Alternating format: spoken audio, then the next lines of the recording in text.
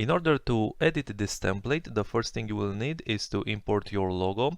If you go in your project window right over here and double click here, this will bring up this destination file, and you will navigate to your logo and simply double click your file, your logo file, to import, like so.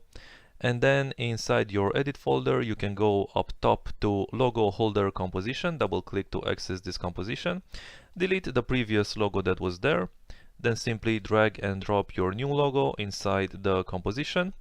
Select your logo, press S for scale, and you can readjust the scale as needed. This will carry over to your final render, so it's very important that you scale the logo inside this composition, and you might need to also reposition this logo and just make sure everything is nice and centered. If you go in your render comp, access this render composition over here from your second folder, which is the render folder, double click to access the composition, which is the first one that's opened when you open the project file. Alright, and here it is, and here you can see your logo in action. Let's switch this to a half resolution just so it works faster, and here you can see and get an idea of how this will look in your final render. If you go back in your logo holder, you can readjust the scale, for example, and if you go back, you can see now that the scale is readjusted, so I'm just gonna undo that. And you can kind of get an idea of how this works. The second thing you will need to edit is your tagline, and which is this text over here. So if you access tagline holder, here you have a text layer, and simply double click this layer and choose your new text. So just choose your new text, and this font, by the way, is called it's Arial, and it should come with the standard version of Windows. And you can see here that this has some animation, so it's important that you don't delete this layer to create a new one, as this will erase the animation. So just edit this existing layer by double clicking, like so, and this will preserve the animation.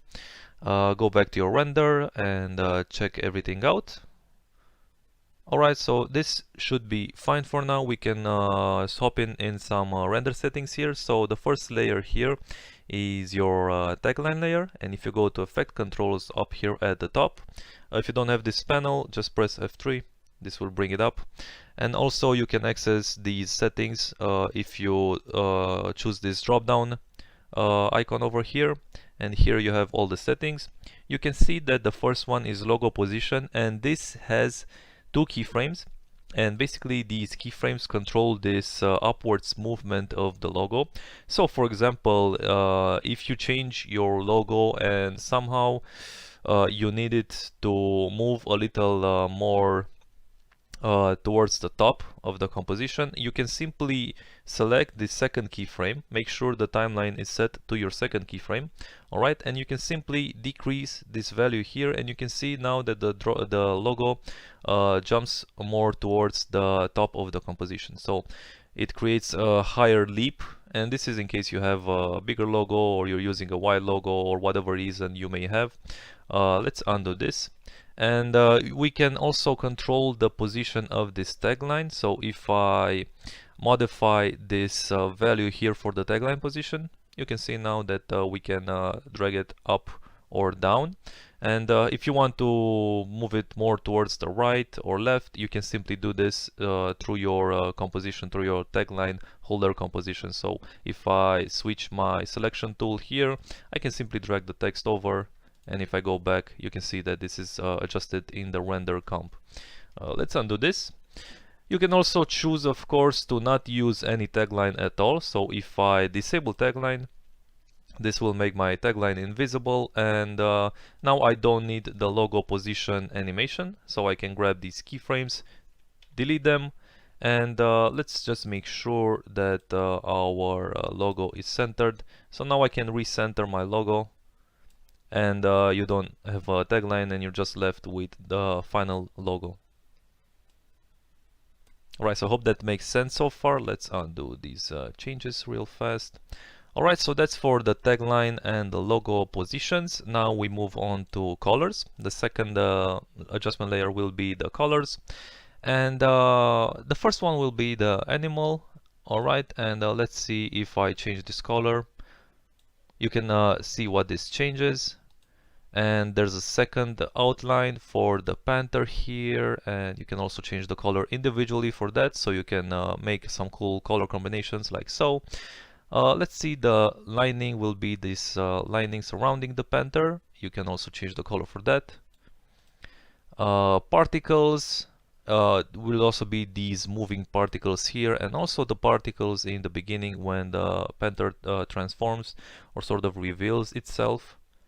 Change the color for that, and you can see as I move towards more of a light version of the color that I choose, how this changes. Or you can also disable some layers entirely if you choose a complete black color.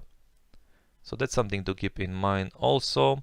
So you can move around your cursor to figure out a nice balance for your colors. Let's see, logo lining will be the logo reveal part. Let's take a look over here, and alright, so the lining here, change the color for that. Then the logo electricity, which is this lingering electricity that's after the explosion. Change the color for that. And also change the particles that fly, like so. So that's pretty much it. These are all the editing settings and options that you have. After you've done everything, you can see that there's also a sound effects layer here, and if you don't want this or want to use the soundtrack or whatever, you can go ahead and just simply delete this layer. But if not, you can leave it. And after you've done making all of your edits, you can go to composition, pre-render. And here inside output module, you can click on custom AV and select your format. You can go with H264, which is what I recommend. Inside format options, you can crank up your quality here, so maybe 150 and 300. Alright, profile high, levels 5.1. Hit OK. Don't forget to select audio output if you want to export the video with sound effects. Hit OK, select your file location by clicking here, and then render, and you're done. So thanks for watching, and hopefully you got an idea of how to edit this template. Thanks, bye.